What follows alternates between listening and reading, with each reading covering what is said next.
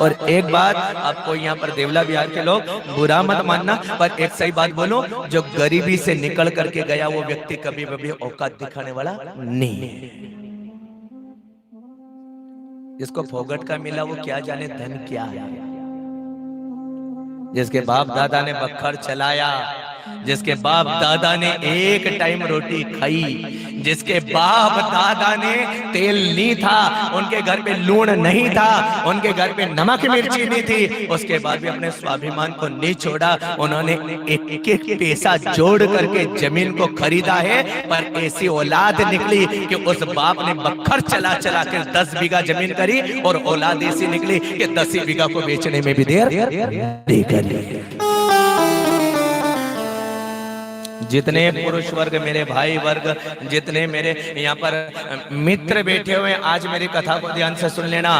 तुम अगर जमीन खरीदो तो बेचने का तुम्हारा अधिकार है, पर जिस दिन तुम जमीन नहीं खरीदो तो तुम्हारे बाप की जमीन बेचने का तुम्हारा अधिकार नहीं।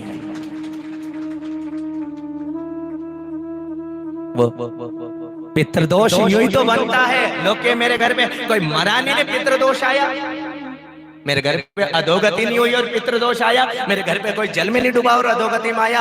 अरे कोई मरे नहीं मरे, पर आत्मा जब बाप दादा की वहां ऊपर जाने के बाद में दुखी हो, मैंने बखर चलाया था रे, मैंने रात में यहाँ पाणत करी थी रे, मैंने एक एक रुपया कमा कमा करके ये 1 बीघा जमीन का टुकड़ा खरीदा था रे।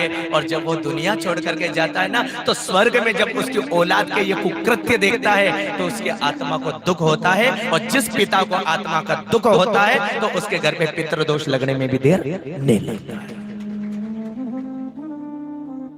शायद आप लोग बुरा मत मानिए, जो सत्य था वो सत्य कहा। अच्छा अंदाजा लगाओ, कोई जमीन बांध करके यहां से ले गया? कोई नहीं ले गया। दादाजी ने आपको दी, आपने हमको दी, और हमारा भी कर्तव्य है, अगर हम खरीदे नहीं तो वो दादाजी के धरोहर अपने बेटे तक को जरूर देना। चाहे गरीबी में निकल करके चले जाना, चाहे सूखी रोटी खा लेना, चाहे बगारी दाल नहीं मिले तो बिना बगारी दाल खा लेना, पर इस मातृभूमि को कभी मत बेचना।